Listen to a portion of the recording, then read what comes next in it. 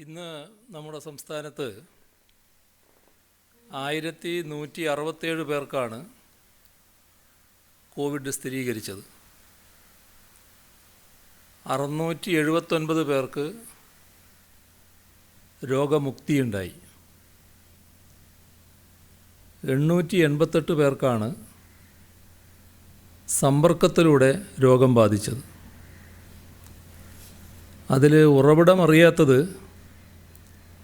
55 പേരുണ്ട്. വിദേശത്ത് നിന്ന് 122 പേർ, മറ്റ് സംസ്ഥാനങ്ങളിൽ നിന്ന് 96 പേർ, ആരോഗ്യപ്രവർത്തകർ 33 പേരുണ്ട്. 4 മരണമാണ് ഇന്ന് റിപ്പോർട്ട് ചെയ്തത്. എറണാകുളം സ്വദേശി 72 വയസ്സുള്ള അബൂബക്കർ, കാസർഗോഡ് സ്വദേശി 70 വയസ്സുള്ള അബ്ദുറഹിമാൻ, ആലപ്പുഴയിലെ 65 വയസ്സുള്ള സൈനുദ്ദീൻ, തിരുവനന്തപുരത്ത് 65 വയസ്സുള്ള സെൽവമണി. ഇവരുടെ നിര്യാണത്തിൽ അനുശോചനം രേഖപ്പെടുത്തുന്നു. തിരുവനന്തപുരം, കോട്ടയം, മലപ്പുറം, തൃശ്ശൂർ ജില്ലകളിൽ പുതുതായി രോഗം സ്ഥിരീകരിച്ചവരുടെ എണ്ണം ഇന്ന് 100-ന് മുകളിലാണ്. പോസിറ്റീവായവരുടെ ജില്ല തിരിച്ചുള്ള കണക്ക്: തിരുവനന്തപുരം 227, കോട്ടയം 118, മലപ്പുറം 112, തൃശ്ശൂർ 109, കൊല്ലം 95, പാലക്കാട് 86, ആലപ്പുഴ 84, എറണാകുളം 70, കോഴിക്കോട് 67, പത്തനംതിട്ട 63, വയനാട് 53, കണ്ണൂർ 43, കാസർഗോഡ് 38, ഇടുക്കി 7. നെഗറ്റീവായവരുടെ ജില്ല തിരിച്ചുള്ള കണക്ക്: തിരുവനന്തപുരം 170, കൊല്ലം 70, പത്തനംതിട്ട 28, ആലപ്പുഴ 80, കോട്ടയം 20, ഇടുക്കി 27, എറണാകുളം 83, തൃശ്ശൂർ 45, പാലക്കാട് 40, മലപ്പുറം 34, കോഴിക്കോട് 13, വയനാട് 18, കണ്ണൂർ 15, കാസർഗോഡ് 36. കഴിഞ്ഞ 24 മണിക്കൂറിനകം 19,140 സാമ്പിളുകളാണ് പരിശോധിച്ചത്. ഇപ്പോൾ ചികിത്സയിലുള്ളവർ 10,091. 1,167 പേരെ ഇന്ന് ആശുപത്രിയിൽ പ്രവേശിപ്പിച്ചു.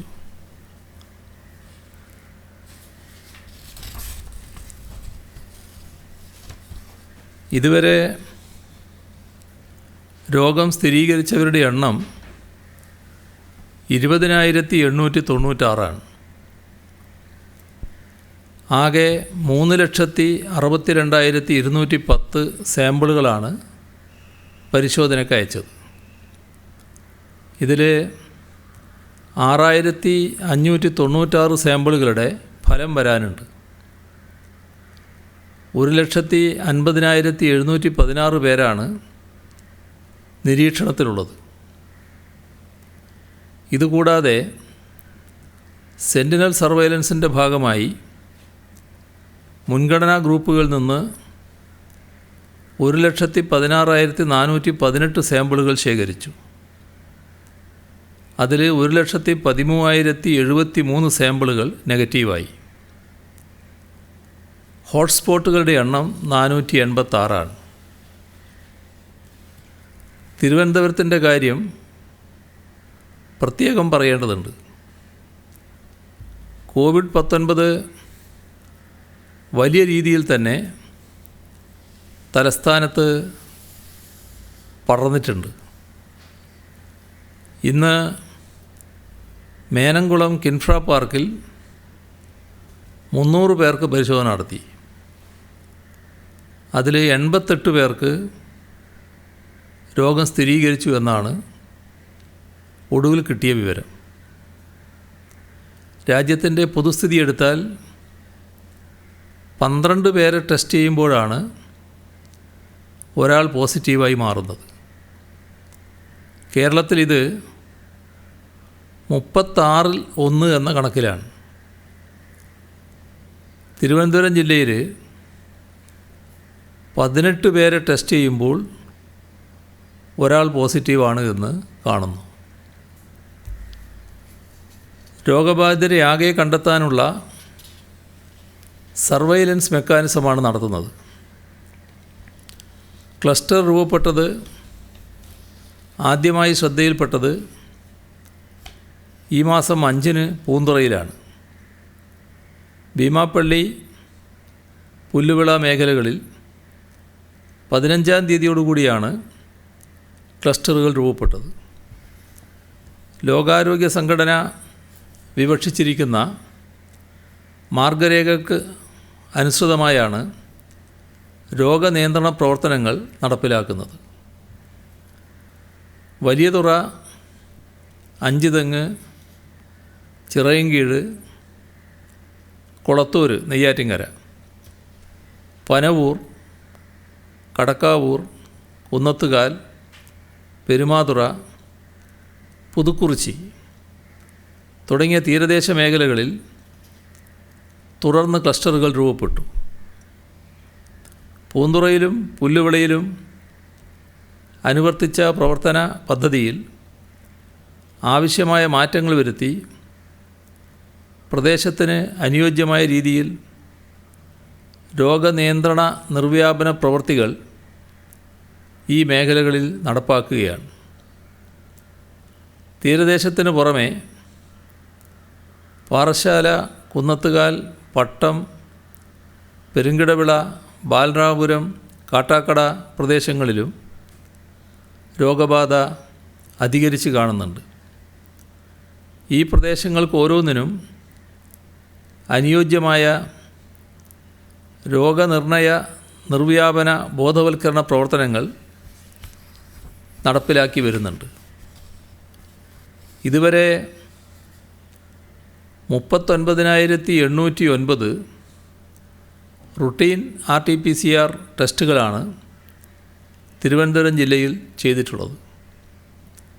ഇതിനു പുറമെ സാമൂഹ്യ വ്യാപനമുണ്ടോ എന്നറിയുവാനായി 6,983 പൂൾഡ് സെൻറ്റിനൽ സാമ്പിളുകളും ചെയ്തിട്ടുണ്ട്. ഇന്നലെ 789 റുട്ടീൻ സാമ്പിളുകളും 100ഓളം പൂൾഡ് സെൻറ്റിനൽ സാമ്പിളുകളുമാണ് ചെയ്തത്. ലോകാരോഗ്യ സംഘടന നിർദ്ദേശിച്ചിട്ടുള്ള റാപ്പിഡ് ആൻറ്റിജൻ ടെസ്റ്റ് ഈ മാസം 4 മുതലാണ് ജില്ലയിൽ ആരംഭിച്ചത്. ഇതുവരെ 24,823 ടെസ്റ്റുകൾ ചെയ്തിട്ടുണ്ട്. 1,882 സാമ്പിളുകളാണ് ഇന്നലെ പരിശോധിച്ചത്. പുല്ലുവിള ഉൾപ്പെടുന്ന കടലോര മേഖലയിൽ ഇന്ന് 1,150 ആൻറ്റിജൻ ടെസ്റ്റാണ് നടത്തിയത്. കോട്ടയം ജില്ലയിൽ ഏറ്റുമാനൂർ മേഖലയിൽ രോഗബാധിതരുടെ എണ്ണം വർദ്ധിക്കുകയാണ്. ഇന്നലെ ഏറ്റുമാനൂർ പച്ചക്കറി മാർക്കറ്റിൽ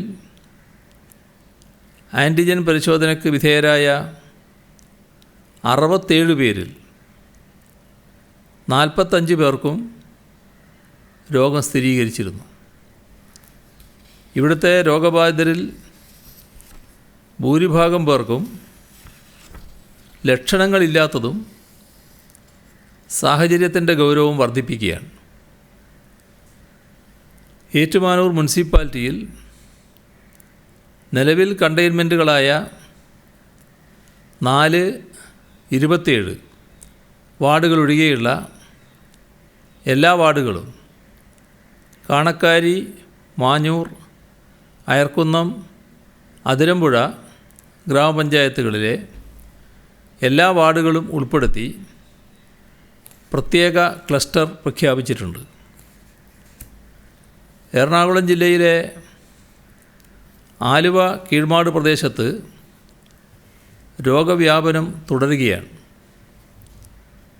ചെല്ലാനം ക്ലസ്റ്ററിലെ കേസുകൾ കുറഞ്ഞിട്ടുണ്ട്. പട്ടാമ്പി ക്ലസ്റ്ററിൽ നിന്ന്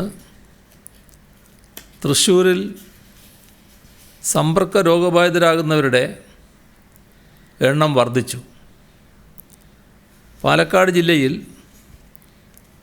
പട്ടാമ്പിയിലും സമീപ പ്രദേശങ്ങളിലും ഇതുവരെ ആകെ 3703 പേരിലാണ് പരിശോധന നടത്തിയത്. ഇന്നലെ വരെ 271 പേർക്ക് രോഗം കണ്ടെത്തി. പട്ടാമ്പിയിൽ റാപ്പിഡ് റെസ്പോൺസ് ടീം ഇതുവരെ 7000 വീടുകളിലാണ് സർവേ നടത്തിയത്. 122 പേർക്ക് ലക്ഷണം കണ്ടെത്തുകയും ആൻറ്റിജൻ പരിശോധന നടത്തുകയും ചെയ്തു. ഇതിൽ 10 പേർക്ക് രോഗം സ്ഥിരീകരിച്ചിട്ടുണ്ട്. മലപ്പുറം ജില്ലയിൽ ഏറ്റവും കൂടുതൽ രോഗം സ്ഥിരീകരിക്കുന്നത് കൊണ്ടോട്ടിയിലാണ്. കോഴിക്കോട് മെഡിക്കൽ കോളേജ് ആശുപത്രിയിൽ കഴിഞ്ഞ ദിവസം 3 ആരോഗ്യ പ്രവർത്തകർക്ക് രോഗം സ്ഥിരീകരിച്ചതോടെ മുഴുവൻ ആരോഗ്യ പ്രവർത്തകർക്കും ടെസ്റ്റ് നടത്താൻ തീരുമാനിച്ചു. ജില്ലയിൽ കഴിഞ്ഞ ദിവസം 12 അതിഥി തൊഴിലാളികൾക്ക് രോഗം സ്ഥിരീകരിച്ചു. തിരികെ വരുന്ന അതിഥി തൊഴിലാളികളുടെ വിവരങ്ങൾ ജില്ലാ ലേബർ ഓഫീസിൽ അറിയിക്കണമെന്ന് നിർദ്ദേശം നൽകിയിട്ടുണ്ട്. വിവാഹ ചടങ്ങുകളിലും മരണാനന്തര ചടങ്ങുകളിലും പങ്കെടുക്കുന്നവരുടെ എണ്ണം കർശനമായി കുറക്കുന്നതിന് സംവിധാനം ഏർപ്പെടുത്തി. 20-ലധികം പേർ ചടങ്ങുകളിൽ പങ്കെടുക്കാൻ പാടില്ല. വാർഡ് RRTകളുടെ സാക്ഷ്യപത്രത്തിൻ്റെ അടിസ്ഥാനത്തിൽ മാത്രമേ വിവാഹം, മരണം എന്നിവയുടെ സർട്ടിഫിക്കറ്റ് തദ്ദേശ സ്ഥാപനങ്ങൾ നൽകുകയുള്ളൂ. ചെക്കിയാട് പഞ്ചായത്തിൽ വിവാഹ ചടങ്ങിൽ പങ്കെടുത്ത 30-ലധികം പേർക്ക് കോവിഡ് സ്ഥിരീകരിച്ചു. അതോടെയാണ് നിയന്ത്രണം കർക്കശമാക്കിയത്.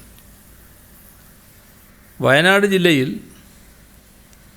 തവിഞ്ഞാൽ പഞ്ചായത്തിലെ വാളാട് ആശങ്കാജനകമായ സാഹചര്യമാണ് നിലനിൽക്കുന്നത്. ഒരു മരണാനന്തര ചടങ്ങിൽ പങ്കെടുത്ത ഒരു കുടുംബത്തിലെ 8 പേർക്കാണ് ഇന്നലെ കോവിഡ് സ്ഥിരീകരിച്ചത്. തുടർന്ന് 98 പേരുടെ സാമ്പിൾ എടുത്ത് പരിശോധിച്ചു. അതിൽ 43 പേർ കൂടി പോസിറ്റീവായി.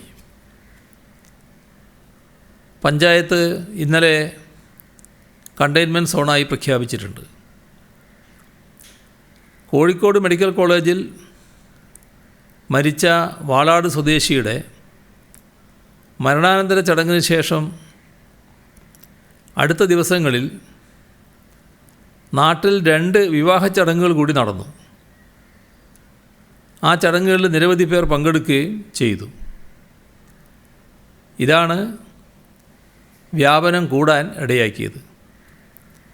ഈ ചടങ്ങുകളിൽ പങ്കെടുത്ത എല്ലാവരോടും ആരോഗ്യവകുപ്പിൽ റിപ്പോർട്ട് ചെയ്യാൻ നിർദ്ദേശം നൽകി. ലാർജ് ക്ലസ്റ്ററിലേക്ക് നീങ്ങുന്ന ബത്തേരിയിലും കൂടുതൽ രോഗബാധ റിപ്പോർട്ട് ചെയ്തിട്ടുണ്ട്. വ്യാപാര സ്ഥാപനത്തിൻ്റെ ഈ സമ്പർക്ക വ്യാപനത്തിന് കാരണമായ മൊത്ത വ്യാപാര സ്ഥാപനത്തിൻ്റെ ലൈസൻസ് റദ്ദാക്കി. അയൽ സംസ്ഥാനങ്ങളിൽ നിന്ന് തുടർച്ചയായി ചരക്ക് ലോറികൾ വരുന്ന സ്ഥാപനമാണിത്. കണ്ണൂർ ജില്ലയിൽ കോവിഡ് പ്രതിരോധ നടപടികൾ ശക്തിപ്പെടുത്തുന്നതിൻ്റെ ഭാഗമായി സന്നദ്ധ സംഘടനകൾ, ക്ലബ്ബുകൾ, വായനശാലകൾ, റെസിഡൻസ് അസോസിയേഷനുകൾ, മറ്റു കൂട്ടായ്മകൾ എന്നിവയുടെ പ്രവർത്തനങ്ങളുമായി ബന്ധപ്പെട്ട് പുതിയ മാർഗനിർദ്ദേശങ്ങൾ പുറപ്പെടുവിച്ചു. ആളുകൾ കൂടുന്ന എല്ലാ പരിപാടികളും ഒഴിവാക്കാനാണ് നിർദ്ദേശം നൽകിയിരിക്കുന്നത്. കണ്ണൂരിൽ ആശുപത്രികളിൽ കോവിഡ് ഇതര ചികിത്സക്കെത്തുന്നവരിൽ നിന്ന് കോവിഡ് പകരുന്ന സാഹചര്യം ഉണ്ടായിട്ടുണ്ട്. കോവിഡ് ഇതര ചികിത്സ നടത്തുന്ന എല്ലാ സർക്കാർ സ്വകാര്യ ആശുപത്രികളും ആവശ്യമായ സുരക്ഷാ മുൻകരുതൽ സ്വീകരിക്കാൻ നിർദ്ദേശം നൽകി. കണ്ണൂർ ഗവൺമെൻറ് മെഡിക്കൽ കോളേജിൽ കഴിഞ്ഞ ദിവസങ്ങളിലായി 47 ആരോഗ്യ പ്രവർത്തകർക്ക് കോവിഡ് ബാധയുണ്ടായി. അവിടെ ആവശ്യമായ സുരക്ഷാ നടപടികൾ കൈക്കൊണ്ടിട്ടുണ്ട്.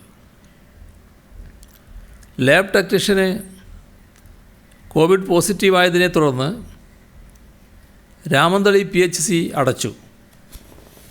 Panchayat president, secretary, standing committee chairman ഇവരടക്കമുള്ളവർ നിരീക്ഷണത്തിലായി. ഇവർ PHCയിൽ ഫസ്റ്റ് ലൈൻ ട്രീറ്റ്മെൻറ്റ് സെൻറ്റർ ക്രമീകരണവുമായി ബന്ധപ്പെട്ട് നടന്ന യോഗത്തിൽ പങ്കെടുത്തിരുന്നു. ശ്രീകണ്ഠപുരം നഗരസഭയിലെ ഒരു ജീവനക്കാരൻ പോസിറ്റീവായതിനെ തുടർന്ന് നഗരസഭ ഓഫീസ് അടച്ചു. ചെയർമാനും സെക്രട്ടറിയും മുഴുവൻ കൗൺസിലർമാരും ജീവനക്കാരും നിരീക്ഷണത്തിൽ പോയി. ഇത് ഇങ്ങനെ പറയുന്നത്, ജനപ്രതിനിധികൾ പ്രതിരോധ പ്രവർത്തനത്തിൽ പങ്കെടുക്കുമ്പോൾ ഒരശ്രദ്ധയും കാണിക്കരുത് എന്ന് ആവർത്തിച്ച് ഓർമ്മിപ്പിക്കുന്നതിനാണ്. കാസർഗോഡ് ജില്ലയിൽ പുതുതായി രൂപം കൊണ്ട ചെമ്മനാട് മാരേജ് ക്ലസ്റ്റർ അടക്കം ജില്ലയിൽ 10 ക്ലസ്റ്ററുകളാണ് ഇപ്പോഴുള്ളത്. ഈ ക്ലസ്റ്ററുകളിൽ ഇതുവരെ നടത്തിയ 2408 പരിശോധനകളിൽ 350 പേരുടെ പരിശോധനാ ഫലം പോസിറ്റീവാണ്. ഈ 10 ക്ലസ്റ്ററുകളിൽ Chengala marriage cluster, Chemmanad marriage cluster എന്നിവയും ഉൾപ്പെടുന്നു. ഈ 2 മാരേജ് ക്ലസ്റ്ററുകളിൽ മാത്രം 51 പേർക്കാണ് രോഗം സ്ഥിരീകരിച്ചത്. വിവാഹ ചടങ്ങുകളാണ് രോഗവിതരണ കേന്ദ്രങ്ങളായി മാറുന്നത്.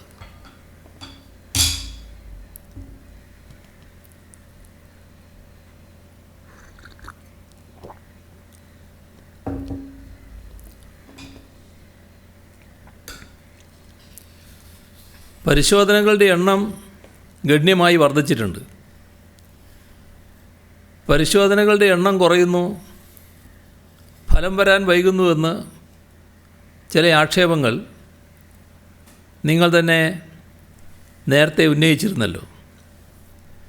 ഇത് വിശദമായി പരിശോധിച്ചു. ആരോഗ്യ പ്രവർത്തകർ രാപ്പകലില്ലാതെ സേവനമനുഷ്ഠിച്ച് പരിശോധനകൾ ഊർജിതമാക്കുകയാണ്. മുൻപ് 2000 പരിശോധന നടന്നപ്പോഴും ഇപ്പോൾ 20,000 ഉയർത്തിയപ്പോഴും പരിശോധന കുറവാണ് എന്ന് പൊതുവായി പറയുന്നതിൽ ഒരു അസാംഗത്യമുണ്ട്. തിരുവനന്തപുരത്തെ ക്ലസ്റ്റർ മേഖലയിൽ ഇന്നലെ 27-ന് നടത്തിയ ടെസ്റ്റുകളുടെ എണ്ണം നേരത്തെ സൂചിപ്പിച്ചിരുന്നല്ലോ. കേസിൻ്റെ തീവ്രതയനുസരിച്ച് ഓരോ സ്ഥലത്തിൻ്റെയും പരിശോധനകളുടെ എണ്ണം നിശ്ചയിക്കുന്നുണ്ട്. 35 ടീമുകളാണ് തിരുവനന്തപുരത്തെ ക്ലസ്റ്റർ പ്രദേശങ്ങളിൽ സേവനമനുഷ്ഠിക്കുന്നത്. ഓരോ ടീമിനും പ്രതിദിനം 50 ആൻറ്റിജൻ കിറ്റുകളും സെൻറ്റിനൽ സർവൈലൻസ് നടത്തുന്ന ടീമിന് 300 ആൻറ്റിജൻ കിറ്റുകളുമാണ് നൽകിയിരിക്കുന്നത്. ഓരോ ആളെയും സാമ്പിൾ പരിശോധിച്ച് രേഖപ്പെടുത്താൻ അരമണിക്കൂറോളം എടുക്കും. അതനുസരിച്ച് അവസാനമെടുക്കുന്നയാളുടെ പരിശോധനാ ഫലം വരാൻ കുറച്ച് വൈകുന്നു. RT-PCR പരിശോധനകൾക്ക് സ്ഥലങ്ങളിലെ സാമ്പിളുകൾ ഒരു ലാബിൽ വരുമ്പോൾ തരംതിരിച്ച് ലേബലൊട്ടിച്ച് രജിസ്റ്റർ ചെയ്ത് കമ്പ്യൂട്ടറിൽ എൻ്റർ ചെയ്താണ് പരിശോധനാ പ്രക്രിയയിലേക്ക് കടക്കുന്നത്. ഒരു RT-PCR പരിശോധനയ്ക്ക് കുറഞ്ഞത് 6 മണിക്കൂർ വേണം. പരിശോധന ICMRൻ്റെ ഗൈഡ് ലൈൻ അനുസരിച്ച് മാത്രമേ നടത്താൻ കഴിയൂ. ഏതെങ്കിലും ഫലത്തിൽ സംശയം തോന്നിയാൽ വീണ്ടും അത്രയും സമയമെടുക്കും. റിപ്പീറ്റ് പരിശോധന ചിലപ്പോൾ അന്ന് തന്നെ ചെയ്യാൻ കഴിയില്ല. വീണ്ടും സംശയം വന്നാൽ ആലപ്പുഴ NIVയിൽ അയച്ച് വ്യക്തത വരുത്തും. ഫലം ആരോഗ്യവകുപ്പിൻ്റെ മോണിറ്ററിംഗ് പോർട്ടലിലാണ് അപ്ലോഡ് ചെയ്യുന്നത്. പോസിറ്റീവായാൽ അത് ജില്ലകളിലെ ജില്ലാ മെഡിക്കൽ ഓഫീസർമാർക്കും ജില്ലാ സർവൈലൻസ് ഓഫീസർക്കും ഈ ഫലം നേരിട്ട് കാണാം. ഇതനുസരിച്ച് അവർ തുടർ നടപടി സ്വീകരിക്കുന്നു. 14 ജില്ലകളിലെയും ഫലം സ്റ്റേറ്റ് കൺട്രോൾ റൂമിലെത്തും. അതാണ് സംസ്ഥാനത്തെ ആകെ കണക്കായി വരുന്നത്. നെഗറ്റീവായാൽ ജില്ലാ കൺട്രോൾ റൂമിലേക്കും സംസ്ഥാന കൺട്രോൾ റൂമിലേക്കുമാണ് അയക്കുക. ശ്വാസതടസ്സമുള്ളവർ, ഗർഭിണികൾ, എയർപോർട്ട് ജീവനക്കാർ, ഗുരുതര രോഗമുള്ളവർ എന്നീ വിഭാഗക്കാർക്ക് മുൻഗണന നൽകി എമർജൻസിയായി പരിശോധനാ ഫലം നൽകാറുണ്ട്. 24 മണിക്കൂറും പ്രവർത്തിക്കുന്നതാണ് മിക്ക ലാബുകളും. ഇന്നലെ മാത്രം 7012 RT-PCR റൂട്ടീൻ സാമ്പിളുകളാണ് പരിശോധിച്ചത്. PPE കിറ്റ് ധരിച്ച് ഏറെ പ്രയാസം അനുഭവിച്ചാണ് ജീവനക്കാർ ഇത്രയും പരിശോധന നടത്തുന്നത്. തെറ്റായ പ്രചരണം അവരുടെ മനോവീര്യം തകർക്കാനിടയാക്കും.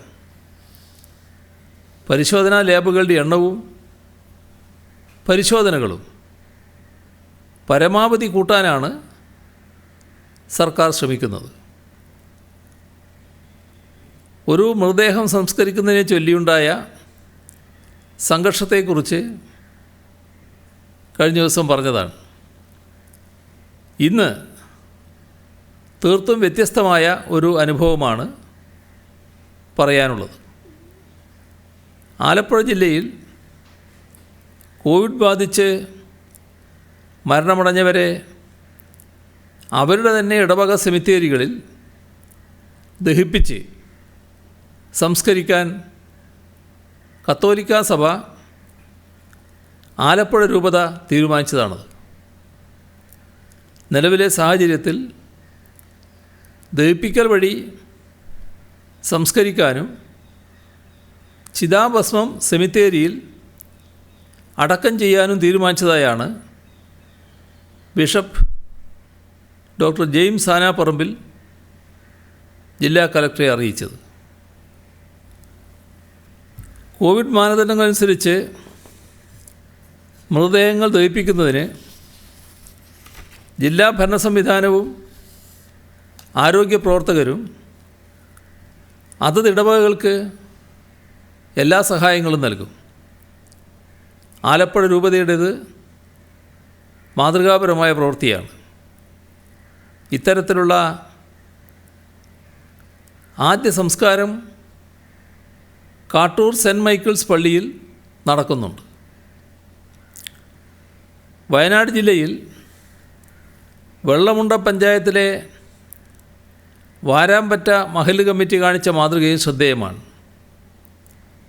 ബാംഗ്ലൂരിൽ നിന്ന് തലശ്ശേരിയിലേക്കുള്ള യാത്രാമധ്യേ ബത്തേരിയിൽ മരണപ്പെട്ട വ്യക്തിയുടെ മൃതദേഹം കൊണ്ടുപോകാൻ തടസ്സമുള്ളതുകൊണ്ട് വാരാമ്പറ്റ പള്ളി ഖബർസ്ഥാനത്തിൽ മറവ് ചെയ്യാൻ മഹല്ല് കമ്മിറ്റി സമ്മതിക്കുകയായിരുന്നു. കമ്മിറ്റി ഭാരവാഹികളും ജനപ്രതിനിധികളും സന്നദ്ധ പ്രവർത്തകരും ഒത്തൊരുമയോടെയാണ് കോവിഡ് സ്ഥിരീകരിച്ച വ്യക്തിയുടെ മൃതദേഹം മറവ് ചെയ്യാൻ മുന്നിൽ നിന്നത്.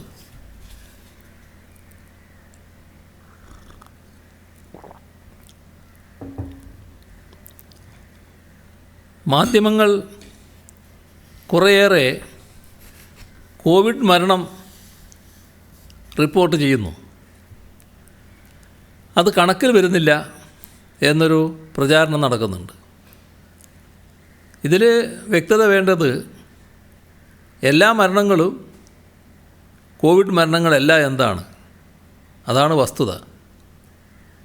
COVID-19 പോസിറ്റീവായ ആൾ മരണമടഞ്ഞാലും എല്ലാ മരണവും കോവിഡ് മരണമായി കണക്കാക്കില്ല.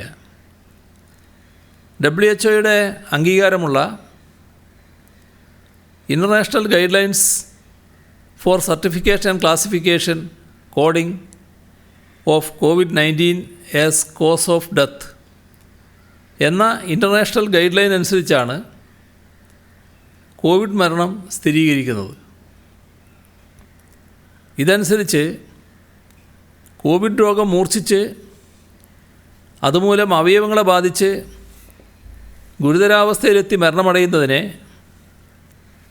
അത്തരം കേസുകൾ മാത്രമേ കോവിഡ് മരണത്തിൻ്റെ വിഭാഗത്തിൽ ഉൾപ്പെടുത്താൻ കഴിയൂ. ഉദാഹരണത്തിന്, കോവിഡ് ബാധിച്ച ഒരാൾ മുങ്ങി മരിക്കുകയോ ആത്മഹത്യ ചെയ്യുകയോ ആക്സിഡൻറ്റിലൂടെ മരണമടയുകയോ ചെയ്താൽ അത് കോവിഡ് മരണത്തിൽ ഉൾപ്പെടുത്തില്ല. മാത്രമല്ല, ഗുരുതരമായ അസുഖങ്ങളുള്ളൊരാൾ ആ അസുഖം മൂർച്ഛിച്ച് മരണമടയുന്നുവെങ്കിൽ പോസിറ്റീവാണെങ്കിൽ പോലും കോവിഡ് മരണത്തിൽ ഉൾപ്പെടുത്തില്ല. ഇക്കാര്യത്തിൽ ആരോഗ്യവകുപ്പിൻ്റെ വിദഗ്ധ സംഘമാണ് അന്തിമ തീരുമാനമെടുക്കുന്നത്. സമ്പർക്ക വ്യാപനം ഒഴിവാക്കുന്നതിന് ശാരീരിക അകലം പാലിക്കൽ, മാസ്ക് ധരിക്കൽ, അനാവശ്യമായി പുറത്തിറങ്ങാതിരിക്കൽ, ഇത്തരത്തിലുള്ള ആരോഗ്യ സുരക്ഷാ മാനദണ്ഡങ്ങൾ കർശനമായി പാലിക്കേണ്ടതുണ്ട്. ഇത് നടപ്പാക്കുന്നതിന് പോലീസിനെ ചുമതലപ്പെടുത്തി സർക്കാർ ഉത്തരവ് പുറപ്പെടുവിച്ചിട്ടുണ്ട്. ഈ ഉത്തരവിലെ നിർദ്ദേശങ്ങൾ കർശനമായി തന്നെ നടപ്പാക്കും. ബക്രീദ് ദിനത്തിൽ പരമാവധി 100 പേർക്കാണ് മുസ്ലിം പള്ളികളിൽ പ്രാർത്ഥന നടത്താൻ അനുമതിയുള്ളത്. 100 പേരെ ഉൾക്കൊള്ളാൻ പള്ളികളിൽ സ്ഥലമുണ്ടെങ്കിൽ മാത്രമേ അതിനനുമതി നൽകൂ. ചെറിയ പള്ളികളിൽ സ്ഥലസൗകര്യമനുസരിച്ച് കുറച്ചു പേർക്ക് മാത്രമേ ആരാധന നടത്താൻ അനുവാദം നൽകുകയുള്ളൂ. കോവിഡ് രോഗബാധ സംബന്ധിച്ച് ജനങ്ങളിൽ ആശയക്കുഴപ്പം പകരുന്ന തരത്തിൽ തെറ്റായ വിവരങ്ങൾ സാമൂഹ്യ മാധ്യമങ്ങളിലൂടെ പ്രചരിപ്പിക്കുന്നുണ്ട്. ഈ സാഹചര്യത്തിൽ എല്ലാതരം സാമൂഹ്യ മാധ്യമ പള്ളികളിൽ സ്ഥലസൗകര്യമനുസരിച്ച് കുറച്ചു പേർക്ക് മാത്രമേ ആരാധന നടത്താൻ അനുവാദം നൽകുകയുള്ളൂ. കോവിഡ് രോഗബാധ സംബന്ധിച്ച് ജനങ്ങളിൽ ആശയക്കുഴപ്പം പകരുന്ന തരത്തിൽ തെറ്റായ വിവരങ്ങൾ സാമൂഹ്യ മാധ്യമങ്ങളിലൂടെ പ്രചരിപ്പിക്കുന്നുണ്ട്. ഈ സാഹചര്യത്തിൽ എല്ലാതരം സാമൂഹ്യ മാധ്യമ അക്കൗണ്ടുകളും 24 മണിക്കൂറും കേരള പോലീസിൻ്റെ hi tech crime enquiry സെല്ലിൻ്റെയും cyber ഡോമിൻ്റെയും നിരീക്ഷണത്തിലായിരിക്കും.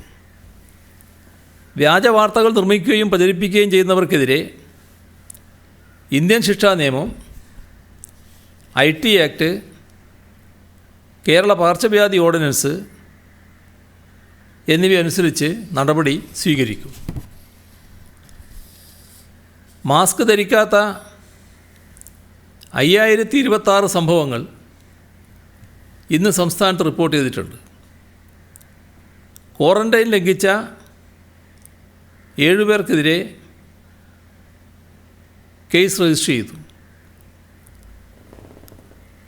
Covid മഹാമാരി സംസ്ഥാനത്ത് സമ്പദ് വ്യവസ്ഥയിൽ വലിയ ആഘാതമാണ് ഉണ്ടാക്കിയിരിക്കുന്നത്. ഇത് കാരണം ചെറുകിട സംരംഭകരിലും സ്റ്റാർട്ടപ്പുകളിലും കനത്ത പ്രതിസന്ധി രൂപപ്പെടുകയാണ്. വ്യാപാര മേഖലയിലെ അടച്ചുപൂട്ടൽ, വിതരണ മേഖലയിലെ തടസ്സങ്ങൾ, ഇതെല്ലാം കാരണം തദ്ദേശീയ ഉൽപ്പാദനം വർദ്ധിപ്പിക്കേണ്ട ആവശ്യകത ഉയർന്നു വന്നിരിക്കുകയാണ്. പല മേഖലകളിൽ ജോലി നഷ്ടമായവർക്കും വിവിധ രാജ്യങ്ങളിൽ നിന്നും തിരിച്ചു വരുന്നവർക്കും വേണ്ടി പുതിയ അവസരങ്ങൾ സൃഷ്ടിക്കേണ്ടതുമുണ്ട്. മൂലധനത്തിൻ്റെ അഭാവവും വായ്പാ ലഭ്യതയുമാണ് സ്റ്റാർട്ടപ്പുകളും ചെറുകിട സംരംഭകരും അഭിമുഖീകരിക്കുന്ന പ്രധാന പ്രശ്നം. അതിന് പരിഹാരമെന്ന നിലയിൽ ഒരു പുതിയ പദ്ധതി സർക്കാർ ആവിഷ്കരിക്കുന്നു. മുഖ്യമന്ത്രിയുടെ സംരംഭകത്വ വികസന പദ്ധതി എന്ന പേരിലാണ് ഈ പദ്ധതി ആരംഭിക്കുന്നത്. പ്രതിവർഷം 2000 സംരംഭകരെ കണ്ടെത്തി 1000 പുതിയ സംരംഭങ്ങൾ എന്ന കണക്കിൽ അടുത്ത 5 വർഷം കൊണ്ട് 5000 പുതിയ ചെറുകിട ഇടത്തരം യൂണിറ്റുകൾ തുടങ്ങുവാനാണ് ഈ പദ്ധതി കൊണ്ട് ഉദ്ദേശിക്കുന്നത്. കേരള ഫിനാൻഷ്യൽ കോർപ്പറേഷൻ വഴിയാണ് പദ്ധതി നടപ്പാക്കുക. തിരഞ്ഞെടുക്കപ്പെടുന്നവർക്ക് 5 ദിവസത്തെ സംരംഭകത്വ പരിശീലനം, മാർഗനിർദ്ദേശങ്ങളും അതോടൊപ്പം ലഭ്യമാക്കും.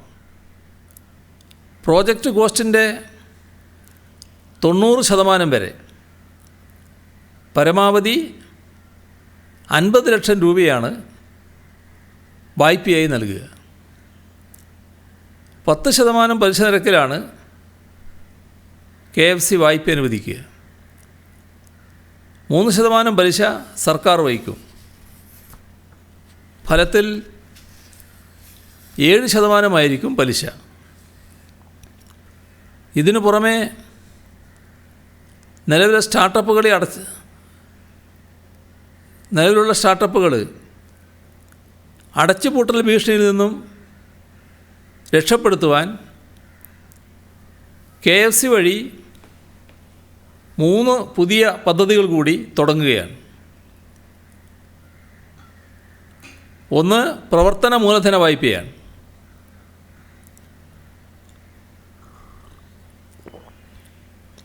സ്റ്റാർട്ടപ്പ് കമ്പനികൾക്ക് ലഭിച്ചിട്ടുള്ള പർച്ചേസ് ഓർഡർ അനുസരിച്ച് 10 കോടി രൂപ വരെ പ്രവർത്തന മൂലധന വായ്പ അനുവദിക്കും. രണ്ടാമത്തത് സീഡ് വായ്പയാണ്. സാമൂഹ്യ പ്രസക്തിയുള്ള ഉൽപ്പന്നമോ സേവനമോ നൽകുന്ന സ്റ്റാർട്ടപ്പുകൾക്ക് 1 കോടി വരെ വായ്പ നൽകും. മൂന്നാമത്തത് IT രംഗത്തിനുള്ള മൂലധനം. സെബി അക്രഡിറ്റേഷനുള്ള വെഞ്ചർ ക്യാപിറ്റൽ ഫണ്ടിൻ്റെ പരിശോധന കഴിഞ്ഞുള്ള IT കമ്പനികൾക്ക് 10 കോടി രൂപ വരെ ലഭിക്കും. ഈ 3 പദ്ധതികൾക്കും 2% സർക്കാർ സബ്സിഡി ലഭ്യമാക്കും. അതിലും ഫലത്തിൽ 7% പലിശ. വേറൊരു കാര്യം, ലൈഫ് ഭവന നിർമ്മാണ പദ്ധതിയിൽ ആദ്യഘട്ടത്തിൽ പട്ടികയിൽ ഉൾപ്പെടാതെ പോയ ഭവനരഹിതരും ഭൂരഹിതരുമായ ആളുകൾ, അവർക്ക് അപേക്ഷിക്കാൻ അവസരം ഒന്നുകൂടി വേണമെന്ന ആവശ്യം എല്ലായിടങ്ങളിൽ നിന്നും ഉയർന്നിരുന്നു. അത്തരം ആളുകൾക്ക് ആഗസ്റ്റ് 1 മുതൽ 14 വരെ അപേക്ഷകൾ സമർപ്പിക്കാൻ അവസരം നൽകും. ഗുണഭോക്തൃ പട്ടികയിൽ ഉൾപ്പെടാതെ നിൽക്കുന്ന അർഹരായ ഗുണഭോക്താക്കളെ ഉൾപ്പെടുത്തുന്നതിനായി മാർഗരേഖ പുറപ്പെടുവിച്ചിട്ടുണ്ട്. ഓൺലൈൻ മുഖേനയാണ് അപേക്ഷിക്കേണ്ടത്. തദ്ദേശഭരണ സ്ഥാപനങ്ങളിൽ സജ്ജീകരിക്കുന്ന ഹെൽപ്പ് ഡെസ്കുകൾ വഴിയോ സ്വന്തമായോ അപേക്ഷ സമർപ്പിക്കാം. ഒരു റേഷൻ കാർഡിൽ ഉൾപ്പെട്ടവരെ ഒറ്റ കുടുംബമായിട്ടാണ് പരിഗണിക്കുക. 2020 ജൂലൈ 1 മുൻപ് റേഷൻ കാർഡുള്ളത്, കാർഡിൽ പേരുള്ള ഒരാൾക്ക് പോലും ഭവനം ഇല്ലാത്തവരുമായ ഭൂമിയുള്ള ഭൂരഹിത ഭവനരഹിതർ ഇവർക്കെല്ലാം അപേക്ഷിക്കാം. അപേക്ഷിക്കുന്നവരുടെ വാർഷിക വരുമാനം 3 ലക്ഷത്തിൽ താഴെയാകണം. പട്ടികജാതി പട്ടികവർഗ മത്സ്യത്തൊഴിലാളി വിഭാഗങ്ങൾക്ക് നിബന്ധനകളിൽ ഇളവുണ്ട്. അപേക്ഷകൾ സൂക്ഷ്മ പരിശോധന നടത്തി കരട് പട്ടിക പ്രസിദ്ധീകരിക്കും.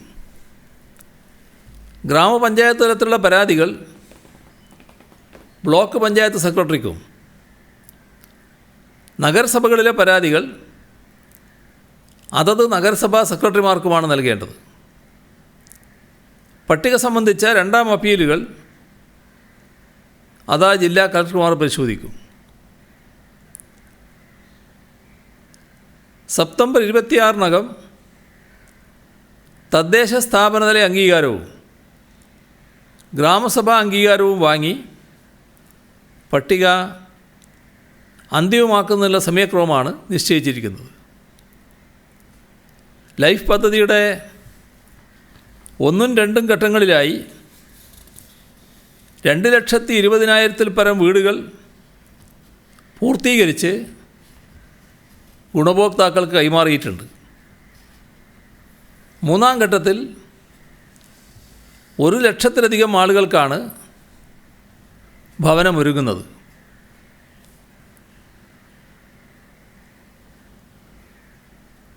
അതുകൂടാതെയാണ് വിട്ടുപോയ അർഹരെ കണ്ടെത്താൻ സർക്കാർ ഇപ്പോൾ തീരുമാനിച്ചത്. അമേരിക്കയിലെ സ്റ്റാൻഫോർഡ് യൂണിവേഴ്സിറ്റിയിലെ institute four computational and mathematical engineering ഒരു പഠനം നടത്തുകയുണ്ടായി.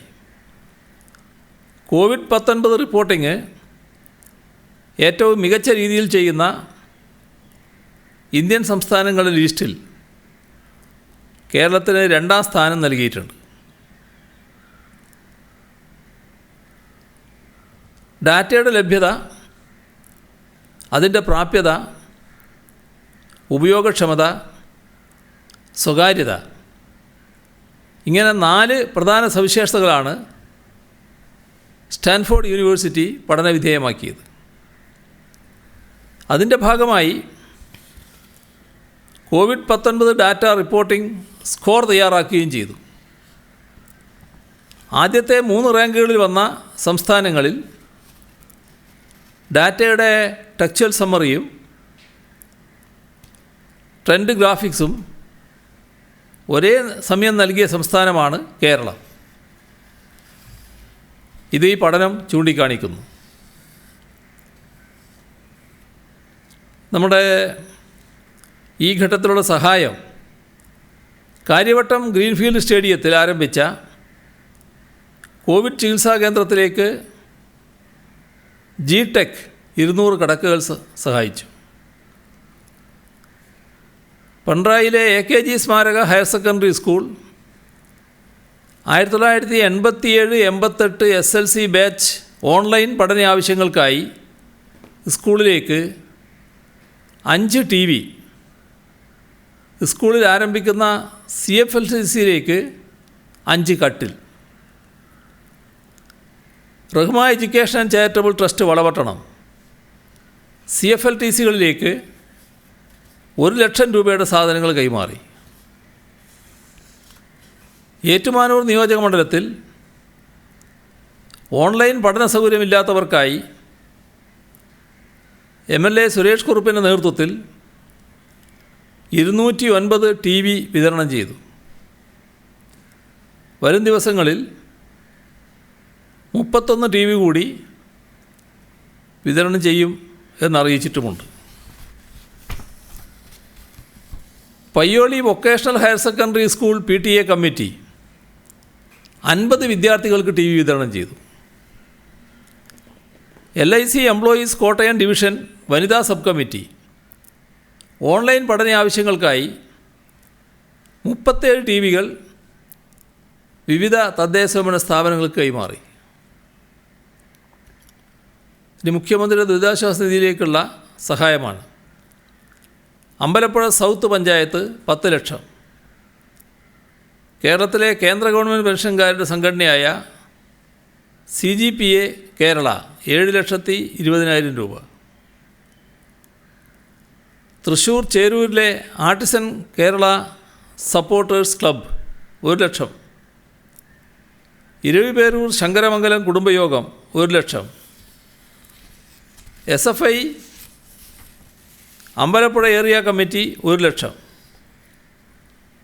മലപ്പുറം പടപ്പറമ്പിലുള്ള കാജ മൊയ്നുദ്ദീൻ സംഗീത അക്കാദമി വലിയ പെരുന്നാളിനോടനുബന്ധിച്ചുള്ള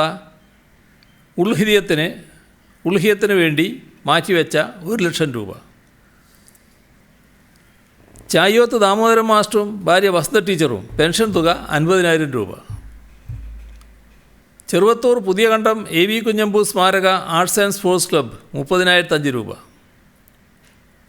ആധാരമെഴുത്ത് അസോസിയേഷൻ കാസർഗോഡ് ജില്ലാ കമ്മിറ്റി 25,000 രൂപ, എഴുത്തുകാരൻ PPK പൊതുവാൾ അദ്ദേഹത്തിന് ലഭിച്ച കേരള സാഹിത്യ അക്കാദമി അവാർഡ് തുക 25,000 രൂപ,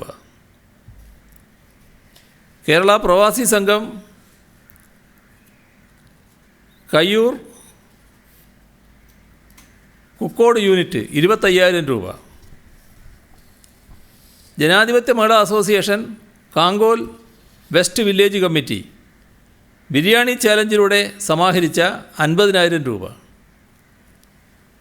പരിയാരം കൾച്ചറൽ സെൻറ്റർ ബിരിയാണി ഫെസ്റ്റിലൂടെ സമാഹരിച്ച 30,000 രൂപ. തൃശ്ശൂർ മുരിപ്പാട് PP പോൾ 28,562 രൂപ. തൃശ്ശൂർ മുപ്ലിയം സലീഷ് 25,000 രൂപ. പാതിരിയാട് ഹൈസ്കൂളിലെ മുൻ അധ്യാപകൻ ശ്രീധരൻ, ഭാര്യ ശ്യാമള ടീച്ചർ, മകൻ ജോഷിത്ത് ഇവർ 25,000 രൂപ. Andalur people's sports and arts club biryani ചാലഞ്ചിലൂടെ സമാഹരിച്ച 25,000 രൂപ. CPI Trikaripur local committee biryani ചാലഞ്ചിലൂടെ സമാഹരിച്ച 25,000 രൂപ. കൊടക്കാട് നാരായണൻ സ്മാരക ഗ്രന്ഥാലയം ആൻഡ് സ്പോർട്സ് ക്ലബ്ബ് 25,000 രൂപ. പടന്ന വടക്കേപ്പുറം സഞ്ജയ് ഗാന്ധി സ്മാരക ആർട്സ് ആൻഡ് സ്പോർട്സ് ക്ലബ്ബ് 10,000 രൂപ. നവകേരള ഗ്രന്ഥാലയം ചെറുപഴശ്ശി ബിരിയാണി ഫെസ്റ്റിലൂടെ സമാഹരിച്ച 20,000 രൂപ. കീഴല്ലൂർ ശ്രീ വാണിയങ്കണ്ടി മന്നപ്പൻ ക്ഷേത്രം ട്രസ്റ്റി അജയകുമാർ 15,000 രൂപ. ഇത്രയും വിവരങ്ങളാണ് ഇന്ന് പങ്കുവെക്കാനുള്ളത്. CM, തിരുവനന്തപുരം നഗരത്തിലെ നിലവിലെ ലോക്ക്ഡൗൺ ഇന്ന് അവസാനിക്കുകയാണ്. ഇന്നലെ CM പറഞ്ഞത് ചീഫ് സെക്രട്ടറിയോട് ഇത് സംബന്ധിച്ച റിപ്പോർട്ട് നൽകാൻ ആവശ്യപ്പെട്ടിട്ടുണ്ടെന്നാണ്. അങ്ങനെ റിപ്പോർട്ട് നൽകിയിട്ടുണ്ടോ? എന്താണ് നഗരത്തിലെ ലോക്ക്ഡൗണിൻ്റെ സ്ഥിതി? ഇന്ന് കാലത്ത് ഞാനത് അന്വേഷിച്ചിരുന്നു. അപ്പോൾ അവർ യോഗം ഇന്ന് 4:30 വെച്ചത്. ഇന്ന് 4:30 യോഗം ചേർന്നിട്ടുണ്ടാകും. വിവരം എൻ്റെ കയ്യിൽ കിട്ടിയിട്ടില്ല. അവർ ചില നിർദ്ദേശങ്ങൾ ഏതായാലും സമർപ്പിക്കും. ഇന്ന് തന്നെ അതിൻ്റെ പ്രഖ്യാപനം ഉണ്ടാകും. ഈ CM പൊതുവിൽ ഈ തിരുവനന്തപുരത്ത് രോഗികളുടെ എണ്ണം കൂടുമ്പോൾ ഈ നമ്മുടെ ഈ ടെസ്റ്റുകളുടെ എണ്ണം വർദ്ധിക്കുന്നുണ്ട്, അത് ശരിയാണ്. പക്ഷേ ഈ ലോക്ക്ഡൗൺ നഗരത്തിൻ്റെ മറ്റു ഭാഗങ്ങളിൽ നീക്കാത്ത മൂലം വലിയ തോതിലുള്ള ബുദ്ധിമുട്ടുകൾ ആളുകൾക്കുണ്ട്. കാരണം ഈ കൂലി വേല ചെയ്യുന്നവരെ അല്ലാത്ത തൊഴിലാളികൾക്കൊക്കെ വലിയ ബുദ്ധിമുട്ട്. അപ്പോൾ അവർക്ക് എന്തെങ്കിലും സഹായമോ അല്ലെങ്കിൽ എന്തെങ്കിലും ഇളവോ നൽകാനുള്ള ഒരു ഇതുണ്ടോ? ഇവിടെ രോഗവ്യാപനത്തിൻ്റെ ഘട്ടത്തിൽ നമുക്ക് വരുന്നൊരു പ്രശ്നം ഇത് തന്നെയാണ്. ഈ സ്വാഭാവികമായും കർക്കശ നടപടി സ്വീകരിക്കേണ്ടതായിട്ട് വരും. അപ്പോൾ മൂവ്മെൻറ്റ്സിന് തടസ്സങ്ങളും വരും. അത് ചില തൊഴിലിനെ പ്രതികൂലമായി ബാധിക്കുന്നുണ്ട്. അത് സർക്കാർ ഗൗരവമായിട്ട് തന്നെ പരിഗണിക്കുകയാണ്. അതിനാവശ്യമായ നടപടികൾ സ്വീകരിക്കണം തന്നെയാണ് ഉദ്ദേശിക്കുന്നത്. എന്നാൽ ഈ കാര്യത്തിൽ പ്രത്യേക ഇളവ് അനുവദിക്കാൻ കഴിയില്ല. തൊഴിൽ മാനദണ്ഡങ്ങളോടുകൂടി എടുക്കാൻ പറ്റുമോ എന്നുള്ള കാര്യം അതൊരു ഭാഗത്ത് പരിശോധിക്കുന്നുണ്ട്. കാരണം ദീർഘകാലം ഈ കോവിഡ് നമ്മളോടൊപ്പം നിലനിൽക്കുമെങ്കിൽ അതിൻ്റെ പ്രോട്ടോക്കോൾ അനുസരിച്ച് നമ്മൾ ജീവിച്ചു പോകണമല്ലോ. അപ്പോൾ തൊഴിലും മറ്റു കാര്യങ്ങളും അതിൻ്റെ കൂടെ തന്നെ നടക്കുന്ന നില വേണ്ടതായിട്ടുമുണ്ട്. അങ്ങനെയൊരു ചിന്തയും ശക്തിപ്പെട്ട് വരുന്നുണ്ട്. അപ്പോൾ എല്ലാം അടച്ചിടുക എന്നൊരു നടപടിയല്ല സ്വീകരിക്കാൻ പോകുന്നത്. കോവിഡ് പ്രോട്ടോക്കോൾ കൃത്യമായി പാലിച്ചു പോകണം. അത് പാലിക്കുന്നതിന് നിർബന്ധമാക്കുന്ന ഒരു സാഹചര്യം സൃഷ്ടിക്കുക. ഇതാണ് സർക്കാർ ഇപ്പോൾ പ്രധാനമായും ഉദ്ദേശിക്കുന്നത്. മുഖ്യമന്ത്രി അതിനോട് ചേർത്ത് തന്നെ പറയാനുള്ളതാണ്. ഇപ്പോൾ മലയാള സിനിമയിലുള്ള ദിവസവേതനക്കാർ, ഇപ്പോൾ വലിയ താരങ്ങളല്ല, ദിവസവേതനക്കാർ അവർ മരുന്ന് വാങ്ങാൻ പോലും ബുദ്ധിമുട്ടുന്നു, വാടക കൊടുക്കാനില്ല എന്ന് പറഞ്ഞ് ഫെഫ്ക ഒരു നിവേദനം സാംസ്കാരിക മന്ത്രിക്കും അങ്ങേക്കും തന്നിട്ടുണ്ട്. അതിലെന്തെങ്കിലും നടപടി ആയിട്ടുണ്ടോ? എല്ലാ പ്രത്യേക നടപടിയൊന്നും ആയിട്ടില്ല. അതുമായി അത്തരത്തിലുള്ള ചില പ്രശ്നങ്ങളുണ്ട് എന്നുള്ളത് ശരിയാണ്. അതുകൊണ്ടാണ് നേരത്തെ ഈ മറ്റ് പെൻഷനുകൾക്കൊന്നും അർഹതയില്ലാത്ത ആളുകൾക്ക് നമ്മൾ യഥാർത്ഥത്തിൽ 1,000 രൂപ വെച്ച് കൊടുക്കുന്നൊരു നില നേരത്തെ സ്വീകരിച്ചത്. അതാണെങ്കിൽ 14 ലക്ഷത്തിലധികം കുടുംബങ്ങൾക്ക് നേരിട്ട് കൊടുക്കുന്ന നിലയിലേക്കാണ് കാര്യങ്ങൾ എത്തിയിരുന്നത്. അങ്ങനെയൊരു നടപടി നേരത്തെ സ്വീകരിച്ചതാണ്. ഇപ്പോഴത്തെ സാഹചര്യത്തെ സംബന്ധിച്ച് കൂടുതൽ പഠിച്ചുകൊണ്ട് വേണ്ട കാര്യങ്ങൾ ചെയ്യേണ്ടതായി വരും. ഈ രോഗവ്യാപനം ഇപ്പം കൂടിയിട്ടുണ്ട്. അപ്പോൾ ഈ ആരോഗ്യ പ്രവർത്തകരെ അസൈൻ ചെയ്യുന്ന ആരോഗ്യവകുപ്പ് ജീവനക്കാർ ജോലി ഏറ്റെടുക്കാത്ത ഒരു സാഹചര്യം ചിലരിലുണ്ട്. ഇങ്ങനെ ജോലി ഏറ്റെടുക്കാത്തവർക്ക് നടപടി ഉണ്ടാകുമോ? നടപടി എടുക്കാതിരുന്നാൽ ഇത്തരക്കാരുടെ പ്രവർത്തനം കൂടുതൽ സജീവമാകുകയും ചെയ്യും. ജോലി ഏറ്റെടുക്കാത്തതൊരു വലിയ പ്രവണതയായിട്ട് വന്നിട്ടില്ല. എന്നാൽ കുറച്ച് ആശങ്ക ആളുകളിൽ വരുന്നു എന്നുള്ളത് വസ്തുതയാണ്. ആ ആശങ്ക ദൂരീകരിക്കുന്നതിനാവശ്യമായ നടപടികൾ തന്നെയാണ് സ്വീകരിച്ചു പോകുന്നത്. ഇപ്പോൾ ആരോഗ്യ പ്രവർത്തകർക്ക് രോഗം ബാധിക്കുക എന്ന് പറയുമ്പോൾ 2 തരത്തിലാണ്. ഒന്ന്, ഒരു സ്ഥാപനത്തിനകത്ത് ജോലി ചെയ്യുന്നവരായിരിക്കും. ആ സ്ഥാപനത്തിനകത്ത് ജോലി ചെയ്യുമ്പോൾ അവർ ആ സ്ഥാപനം സ്വീകരിക്കേണ്ട നിലയുണ്ട്, അവർ സ്വീകരിക്കേണ്ട നിലയുണ്ട്. ഈ മാനദണ്ഡങ്ങളിൽ എന്തെങ്കിലും വ്യത്യാസങ്ങൾ വന്നിട്ടുണ്ടോ? അതുമായി ബന്ധപ്പെട്ട് ഒരു വിദഗ്ധ ടീം ഓരോ സ്ഥാപനത്തിൻ്റെ സുരക്ഷാ ക്രമീകരണങ്ങളെക്കുറിച്ച് പഠിക്കണമെന്നാണ് കണ്ടിട്ടുള്ളത്. ആ പഠനത്തിൻ്റെ ഭാഗമായി ഉള്ള എന്തെങ്കിലും വ്യത്യസ്തമായ കാര്യങ്ങൾ നടന്നിട്ടുണ്ടെങ്കിൽ അത് തിരുത്തിപ്പോകും. അപ്പോൾ അത് കൃത്യമായി ആരോഗ്യ പ്രവർത്തകരിലേക്ക് രോഗവ്യാപനം എത്താതിരിക്കാൻ പറ്റുന്ന തരത്തിലുള്ള ജാഗ്രതയിലേക്ക് നമുക്ക് ഉയർത്തിക്കൊണ്ടുവരാൻ കഴിയും. മറ്റൊരു വിഭാഗം ആരോഗ്യ പ്രവർത്തകർ നാട്ടിൽ പ്രവർത്തിക്കുന്നവരാണ്, വീടുകളിൽ സഞ്ചരിക്കുന്നവരാണ്, ആളുകളുമായിട്ട് ഇടപഴകുന്നവരാണ്. അപ്പോൾ അവരെല്ലാം കൃത്യമായി മാനദണ്ഡങ്ങൾ പാലിച്ചു പോകേണ്ടതായിട്ടുണ്ട്. അതുമായി ബന്ധപ്പെട്ട് രോഗവ്യാപനം വരുമ്പോൾ, രോഗബാധ വന്നു കഴിഞ്ഞാൽ ഏതടിസ്ഥാനത്തിലാണ് ഉണ്ടായത് എന്നത് ഇത്തരമൊരു വിദഗ്ധ സമിതി പഠിച്ച് അക്കാര്യത്തിലുള്ള കുറവും പരിഹരിക്കണമെന്നാണ് കാണുന്നത്. കാരണം ഇത് നമ്മൾ ഈ പ്രവർത്തനം അവസാനിപ്പിക്കാൻ പെട്ടെന്ന് കഴിയുന്നതല്ല, ദീർഘനാൾ പ്രവർത്തനം തുറന്നു പോകേണ്ടതായിട്ടുണ്ട്. അപ്പോൾ കൃത്യമായ ആ പ്രോട്ടോക്കോൾ അംഗീകരിച്ച് പോവുക എന്നതാണ് ഏറ്റവും പ്രധാനം. അതിനാണ് നമ്മൾ ശ്രദ്ധിക്കുന്നത്. ഇടുക്കിയിൽ നിന്ന് ഇന്ന് വന്നത് ആൻറ്റിജൻ പരിശോധനയുടെ ഫലമാണ്. കോട്ടയത്ത് കൊടുത്തിട്ടാണ് ഇടുക്കിയിലെ പരിശോധന നടന്നത്. 817 പരിശോധനാ ഫലങ്ങൾ കിട്ടാനുണ്ട്. മെഡിക്കൽ കോളേജ് ലാബ് ആരംഭിക്കുമെന്ന് പറഞ്ഞിട്ട് അതിൻ്റെ നടപടികളൊന്നും ആയിട്ടില്ല. ഈ ലാബില്ലാത്തതുകൊണ്ട് അവിടെ പരിശോധനാ ഫലം വൈകുന്നു എന്നൊരു പരാതിയുണ്ട്. ലാബ് ആരംഭിക്കാനുള്ള നടപടികൾ അതിവേഗതയിൽ തന്നെ ആരോഗ്യവകുപ്പ് സ്വീകരിച്ചു വരുന്നുണ്ട്. അതിൽ നല്ല ജാഗ്രത അവർ പാലിക്കുന്നുണ്ട്. ഈ KSRTCയിലെ ലൈൻ സ്റ്റാഫിനെല്ലാം പരിശോധന നടത്തണമെന്നൊരു ആവശ്യം വന്നിട്ടുണ്ട്. അത് പരിഗണിക്കുമോ? അല്ല, നമ്മൾ സെന്റിനൽ സർവൈലൻസിൻ്റെ ഭാഗമായി പരിശോധന നടത്തുമ്പോൾ പല വിഭാഗങ്ങൾക്കും പരിശോധന വേണ്ടതായിട്ട് വരും. അത്തരം പരിശോധനകൾ ഓരോ വിഭാഗത്തിനായി നടത്തിക്കൊണ്ടിരിക്കുകയാണ്. അതിൽ ഇന്നയാളെ ഒഴിവാക്കുക എന്ന നിലയല്ല, അന്ന് ആവശ്യമായി വരുന്ന എല്ലാവരെയും പരിശോധിക്കുക എന്നുള്ളത് തന്നെയാണ് സമീപനം. CME ഇന്നലെ ചോദിച്ചതിൻ്റെ ഒരു തുടർച്ചയായിട്ട് ഇന്നും മുൻ പ്രിൻസിപ്പൽ സെക്രട്ടറി, അങ്ങയുടെ പ്രിൻസിപ്പൽ സെക്രട്ടറി 2ാം ദിവസവും എന്നെ ചോദ്യം ചെയ്തു. ഇന്നലെ അങ്ങ് പറയുണ്ടായി അന്വേഷണം അതിൻ്റെ വഴിക്ക് നടക്കട്ടെ എന്ന്. പക്ഷേ ഇന്ന് പ്രതിപക്ഷ നേതാവ് പറയുന്നത് ആ ചോദ്യം ചെയ്യൽ അതങ്ങനെ നടക്കുന്നും ഒഴിവാക്കാൻ പറ്റില്ല. അഴിമതിയുടെ എല്ലാം പ്രഭവ കേന്ദ്രം മുഖ്യമന്ത്രിയുടെ ഓഫീസ് തന്നെയാണ്, അങ്ങയുടെ രാജി തന്നെയാണ് ആവശ്യപ്പെടുന്നത്. പ്രതിപക്ഷ നേതാവ് ഇന്നും മുന്നോട്ട് വയ്ക്കേണ്ടത്. അദ്ദേഹത്തിൻ്റെ പ്രത്യേക മാനസിക നിലക്ക് എനിക്ക് മറുപടി പറയാൻ പറ്റുമോ? അദ്ദേഹത്തിൻ്റെ പ്രത്യേക മാനസിക നിലയുണ്ട്. ആ മാനസിക നില വെച്ചുകൊണ്ട് എങ്ങനെയെങ്കിലും കേരളത്തിൻ്റെ മുഖ്യമന്ത്രി സ്ഥാനമൊന്ന് ഒഴിഞ്ഞു കിട്ടണമെന്ന് അദ്ദേഹം ചിന്തിക്കുന്നുണ്ടാവും. ആ ചിന്തയൊക്കെ യാഥാർത്ഥ്യമാകാൻ പോകുന്നുണ്ടോ? അതിന് ഞാനെന്ത് പറയാനാണ്? ഓരോ ദിവസവും അങ്ങനെ കുറേ സ്റ്റേറ്റ്മെൻറ്റുകൾ അദ്ദേഹം നടത്തുന്നുണ്ടാവും. അതിനെക്കുറിച്ച് നിങ്ങൾ ഓരോ ദിവസവും എന്നോട് ചോദിക്കുകയാണ്, ഞാൻ എന്ത് പ്രതികരിക്കും അതിനെപ്പറ്റി? അദ്ദേഹത്തിൻ്റെ ആ മാനസിക നിലയെക്കുറിച്ച് എനിക്ക് പ്രതികരിക്കാൻ പറ്റുമോ? ഇതിലിപ്പോൾ അറസ്റ്റായാലും വിട്ടയക്കാലും ഒക്കെ അത് അന്വേഷണത്തിൻ്റെ വഴി എന്നാണ് സർക്കാർ കാണുന്നത്. അത് ഞാൻ എത്രയോ വട്ടം വ്യക്തമാക്കിയതല്ലേ, ഈ ഒരു തവണയല്ലല്ലോ, എത്രയോ തവണയായി ഞാൻ വ്യക്തമായിക്കൊണ്ടിരിക്കുന്ന കാര്യമല്ലേ. അതെങ്ങനെ സർക്കാരിനെ ബാധിക്കും? പ്രതിപക്ഷ നേതാവ് ഉന്നയിച്ച മറ്റൊരു കാര്യം, ഈ ശബരിമല വിമാനത്താവളവുമായി ബന്ധപ്പെട്ട് ഈ ലൂയി അദ്ദേഹം ഒരു ആക്ഷേപം ഉന്നയിക്കുകയാണ്. അതായത് അത് എന്തോ ഒരു കുഴപ്പം പിടിച്ച ഏജൻസിയാണ്, അത് സ്ഥലം പോലും കാണാതെയാണ് അവർ റിപ്പോർട്ട് കൊടുത്തതെന്നൊക്കെ. ഇക്കാര്യത്തിൽ എന്തെങ്കിലും CM പ്രതികരിക്കും? ശബരിമല വിമാനത്താവളം വേണമെന്ന് എല്ലാവരും ആഗ്രഹിക്കുന്ന കാര്യമാണ്. അത് ശബരിമലയുമായി ബന്ധപ്പെട്ട് താല്പര്യമുള്ളവരെല്ലാം നമ്മുടെ രാജ്യത്തിൻ്റെ വിവിധ ഭാഗങ്ങളിൽ നിന്ന് ശബരിമലയിലെത്തുന്നവർക്ക് അവിടെ ഒരു വിമാനത്താവളം വേണമെന്നേ ആഗ്രഹമുണ്ട്. അതിൻ്റെ ഭാഗമായാണ് ഈ വിമാനത്താവള പ്രപ്പോസൽ നേരത്തെ സ്വീകരിച്ചത്. അപ്പോൾ അങ്ങനെ വിമാനത്താവളം വരുമ്പോൾ എവിടെയാണ് പറ്റിയ സ്ഥലം എന്ന് പരിശോധിച്ചപ്പോൾ അതിൽ കണ്ടതാണ് ഈ ചെറുവള്ളി എസ്റ്റേറ്റാണ് പറ്റിയ സ്ഥലം എന്നുള്ളത്. അത് യഥാർത്ഥത്തിൽ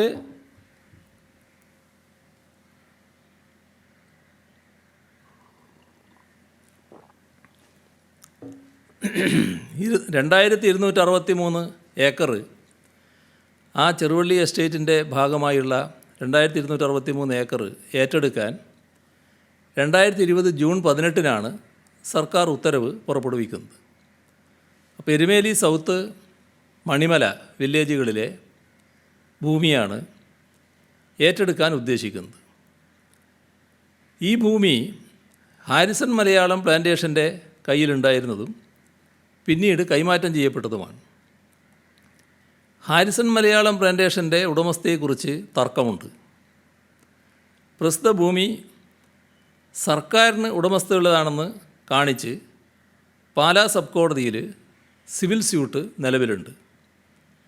നേരത്തെ ഈ ഭൂമി നിയമവിരുദ്ധമായി ഹാരിസൺ മലയാളം പ്ലാന്റേഷൻ കൈവശം വെക്കുകയും കൈമാറ്റം ചെയ്യുകയും ചെയ്തുവെന്ന് സർക്കാരിൻ്റെ ഉദ്യോഗസ്ഥര സമിതി കണ്ടെത്തുകയും ചെയ്തിരുന്നു. ഇതിനെതിരെ നിലവിലെ കൈവശക്കാരായ ബിലീവേഴ്സ് ചർച്ച് ഹൈക്കോടതിയിൽ കേസ് ഫയൽ ചെയ്തു. ഭൂമിയുടെ ഉടമസ്ഥത ലാൻഡ് കൺസർവേഷൻ ആക്ട് പ്രകാരം തീരുമാനിക്കാൻ സാധിക്കില്ല എന്നും സർക്കാരിന് സിവിൽ കോടതിയിൽ അന്യായം ഫയൽ ചെയ്ത് ഉടമസ്ഥാവകാശം സ്ഥാപിക്കാമെന്നുമാണ് ഹൈക്കോടതി ഉത്തരവിട്ടത്. ഇതിനെതിരെ സർക്കാർ സുപ്രീം കോടതിയിൽ സമർപ്പിച്ച പ്രത്യേക അനുമതി ഹർജി തള്ളപ്പെട്ടു. 2020 ജൂൺ 18 പുറപ്പെടുവിച്ച ഉത്തരവിനെതിരെ ഹൈക്കോടതിയിൽ അയനാട് ട്രസ്റ്റ് റിട്ട് ഹർജി ഫയൽ ചെയ്യുകയും സർക്കാർ ഉത്തരവ് സ്റ്റേ ചെയ്യപ്പെട്ടിരിക്കുകയുമാണ്. കേസ് വീണ്ടും ആഗസ്റ്റ് 2-ാം വാരത്തിൽ ഹിയറിങ്ങിന് വരുന്നുണ്ട്. അപ്പോൾ ഇക്കാര്യത്തിൽ സർക്കാരിൻ്റെ നിലപാട് വ്യക്തമാണ്. അതായത് ഈ ഭൂമി സർക്കാരിന് അവകാശപ്പെട്ടതാണ്. ഇത് സ്ഥാപിക്കാൻ സിവിൽ അന്യായം പാലാ സബ് കോടതിയിൽ നൽകിയിട്ടുമുണ്ട്. പക്ഷേ തർക്കം നിലനിൽക്കുകയാണ്. ആ തർക്കം നിലനിൽക്കുന്നതുകൊണ്ട് നഷ്ടപരിഹാര തുക, the right to fair compensation and transparency in land acquisition rehabilitation and 2013 പ്രകാരം നിർദ്ദിഷ്ട കോടതിയിൽ കെട്ടിവെക്കാൻ തീരുമാനിച്ചിട്ടുണ്ട്. ഉടമസ്ഥാവകാശം സംബന്ധിച്ച കേസിൻ്റെ അന്തിമ വിധി അനുസരിച്ചായിരിക്കും നഷ്ടപരിഹാരം നൽകണോ വേണ്ടയോ എന്ന് തീരുമാനിക്കുക. സാധ്യതാ പഠനത്തിനും പരിസ്ഥിതി ആഘാത പഠനത്തിനും വേണ്ടിയാണ് കൺസൾട്ടൻസിയെ നിയമിച്ചിട്ടുള്ളത്. നിയമനം സുതാര്യമായ പ്രക്രിയയിലൂടെയാണ്. 3 സ്ഥാപനങ്ങളെ സാങ്കേതിക യോഗ്യത അനുസരിച്ച് ഷോർട്ട് ലിസ്റ്റ് ചെയ്തു. അതിൽ ഏറ്റവും അധികം സ്കോർ ലഭിച്ച ലൂയി ബർഗർ എന്ന സ്ഥാപനത്തെ കൺസൾട്ടൻസിയായി തിരഞ്ഞെടുത്തു. ഉദ്യോഗസ്ഥരും സാങ്കേതിക വിദഗ്ധരും അടങ്ങിയ സമിതിയാണ് കൺസൾട്ടൻറ്റിനെ തിരഞ്ഞെടുത്തത്. ഭൂമി കയ്യിൽ കിട്ടും മുൻപ് എന്തിനാണ് കൺസൾട്ടൻറ്റിനെ നിയമിച്ചത് എന്നാണ് പ്രതിപക്ഷ നേതാവിൻ്റെ ചോദ്യം. അതൊരു നല്ല ചോദ്യമാണ്. ശബരിമല വിമാനത്താവളം ഒരിക്കലും വരാൻ പാടില്ലെന്ന് ആഗ്രഹിക്കുന്നവർക്ക് ഇങ്ങനെ ചോദിക്കാനും പറയാനും കഴിയും. കൺസൾട്ടൻറ്റിനെ നിയമിച്ചത് സാധ്യതാ പഠനത്തിനാണ്.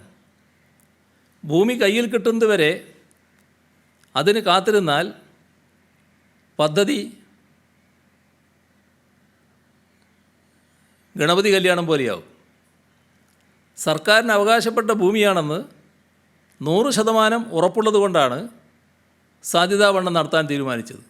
അതിനൊരു പ്രയാസവും വരാനില്ല. കേരളത്തിനകത്തും പുറത്തുമുള്ള തീർത്ഥാടകരുടെ സൗകര്യം പരിഗണിച്ച് എത്രയും പെട്ടെന്ന് ഈ പദ്ധതി യാഥാർത്ഥ്യമാക്കണമെന്നാണ് സർക്കാർ ആഗ്രഹിക്കുന്നത്. ഇത് വഴിമുടക്കാൻ ആരെങ്കിലും ആഗ്രഹിക്കുന്നുണ്ടെങ്കിൽ അവർക്ക് ചെവി കൊടുത്തുകൊണ്ട് അതിനരുന്ന് നിൽക്കാൻ സർക്കാർ തയ്യാറല്ല. ഭൂമി എവിടെയുണ്ട്, അത് ഏറ്റെടുക്കാൻ കഴിയുന്നതാണ്. അത് സംബന്ധിച്ചുള്ള അവകാശ തർക്കം കോടതിയിൽ തീർക്കാൻ പറ്റും. അത്തരം കാര്യങ്ങളിൽ മറ്റു പ്രയാസങ്ങൾ ഉണ്ടാവില്ല എന്ന് തന്നെയാണ് സർക്കാരിൻ്റെ പ്രതീക്ഷ. സർക്കാരിന് അനുകൂലമായ വിധി ലഭ്യമാകുമെന്ന് തന്നെയാണ് സർക്കാർ പ്രതീക്ഷിക്കുന്നത്. CM, ഇതിൽ ഉയർന്നു വന്നിട്ടുള്ള ഒരു ആരോപണം എന്താണെന്ന് വെച്ചാൽ ഈ ചെറുവള്ളി തർക്കഭൂമിക്ക് വേണ്ടി നഷ്ടപരിഹാര തുക കെട്ടിവെക്കുന്നു. മറ്റ് നിരവധി കേസുകളും ഈ ഉടമസ്ഥാവകാശം സംബന്ധിച്ച് മറ്റു നിരവധി എസ്റ്റേറ്റുകളുമായി ബന്ധപ്പെട്ട കേസുകളിലും ഇത് അവർക്ക് അനുകൂലമാകില്ലേ എന്നുള്ള ഒരു വാദമാണ് ഉയർന്നു വന്നിട്ടുള്ളത്. അങ്ങനെ വരില്ലല്ലോ. കാരണം ഇത് സംബന്ധിച്ച് നിലവിൽ കേസ് സുപ്രീം കോടതി വരെ പോയതാണ്. ആ സുപ്രീം കോടതി വരെ പോയപ്പോൾ അതിൽ വ്യക്തമാക്കപ്പെട്ടത് സർക്കാരിൻ്റെ അവകാശം സ്ഥാപിക്കുന്നതിന് വേണ്ടി സിവിൽ സ്യൂട്ട് ഫയൽ ചെയ്യണമെന്നാണ്. അത് സിവിൽ സ്യൂട്ടിലൂടെ സ്ഥാപിച്ചെടുക്കേണ്ടതാണ്. ആ സിവിൽ സ്യൂട്ടിലാണ് ഇപ്പോൾ സർക്കാർ കേന്ദ്രീകരിച്ചിരിക്കുന്നത്. അപ്പോൾ സിവിൽ സ്യൂട്ടിലൂടെ ആ അവകാശം നമുക്ക് സ്ഥാപിച്ചെടുക്കാൻ കഴിയുമെന്ന് തന്നെയാണ് സർക്കാർ കാണുന്നത്. സർക്കാരിന് ലഭ്യമായിട്ടുള്ള നിയമോപദേശവും അതാണ്. പക്ഷേ ഈ ഭൂമി ഏറ്റെടുക്കുന്നതിന് ഇന്നത്തെ നിലയിൽ നിങ്ങൾ ആവശ്യമായ തുക നൽകാൻ തയ്യാറാണോ എന്ന് ചോദിക്കുമ്പോൾ അതിൻ്റെ തുക കെട്ടിവെക്കേണ്ടതായിട്ടുണ്ട്. അതാണ് കെട്ടിവെക്കാൻ സന്നദ്ധമാകുന്നത്. പക്ഷേ തുക നൽകുന്നത് ഈ കേസിൻ്റെ വിധിയെ അടിസ്ഥാനപ്പെടുത്തിയാണ്. കേസിൻ്റെ വിധി നമുക്ക് അനുകൂലമായിട്ട് തന്നെ വരും. അങ്ങനെ വന്നാൽ ആ തുക നമ്മുടെ കയ്യിൽ തന്നെ നിൽക്കുകയും ചെയ്യും. വിഴിഞ്ഞം കേന്ദ്രമാക്കി ഈ കപ്പലിൽ നിന്ന് മറ്റേ ക്രൂ ചേഞ്ച് നടക്കുന്നുണ്ട്. വിഴിഞ്ഞം കേന്ദ്രമാക്കി, വിഴിഞ്ഞം തുറമുഖം കേന്ദ്രമാക്കി. അപ്പോൾ ഇത് 4 തവണ നടന്നു. ഇനിയിപ്പോൾ നാളെയും കപ്പൽ വരുന്നുണ്ട്. പക്ഷേ ഈ തുറമുഖ വകുപ്പിൻ്റെ കയ്യിൽ ഈ ക്രൂസിനെ ഇറക്കാൻ വേണ്ടി തീരക്കടലിൽ നങ്കൂര വിടുന്ന കപ്പലിൽ നിന്ന് ആളുകളെ ഇറക്കാൻ വേണ്ടി അവരുടെ കയ്യിൽ ടഗ്ഗില്ല. ഈ മാരിടൈം ബോർഡ് വളരെ ശ്രമകരമായി കൊണ്ടുവന്ന ഒരു പദ്ധതിയാണ്. അപ്പോൾ അവർ ഈ ഫിഷറീസ് വകുപ്പിൻ്റെ വാടകയ്ക്കെടുത്ത ബോട്ടുകളാണ് ഇതിനുവേണ്ടി ആശ്രയിക്കുന്നത്. ഈ ബോട്ടുകളിൽ പോയി ക്രൂസിനെ കൊണ്ടുവന്നാൽ അതിനകത്ത് അപകടമുണ്ട്. അതുപോലെ തന്നെ തുറമുഖ വകുപ്പിൻ്റെ 3 ടഗ്ഗുകൾ അറ്റകുറ്റപ്പണി നടത്താതെ കരയിലിട്ടിരിക്കുകയാണ്. അപ്പോൾ ഇത് അങ്ങയുടെ ശ്രദ്ധയിൽപ്പെട്ടിട്ടുണ്ടോ? അതിനെന്തെങ്കിലും പരിഹാരമുണ്ടോ? അടുത്ത മാസം 6ഓളം കപ്പലുകൾ ഈ പദ്ധതിയുമായി ബന്ധപ്പെട്ട് തുറമുഖത്ത് അടുക്കുന്നുണ്ട്. അതുമായി ബന്ധപ്പെട്ട് കുറച്ച് സമയം വൈകി എന്നൊരു വാർത്ത എൻ്റെ ശ്രദ്ധയിൽപ്പെടുകയുണ്ടായി. ഈ പറഞ്ഞ പ്രശ്നത്തിൽ എന്താണ് നമുക്ക് തുറന്ന് ചെയ്യാൻ സാധിക്കുക എന്നുള്ളത് പരിശോധിച്ച് വേണ്ട നടപടികൾ സ്വീകരിക്കാം. ഏതായാലും അത്തരമൊരു പരിപാടിയെ നമ്മൾ പ്രോത്സാഹിപ്പിക്കേണ്ടതായിട്ടുണ്ട്. ബാക്കി നമുക്ക് പിന്നീടാകാം.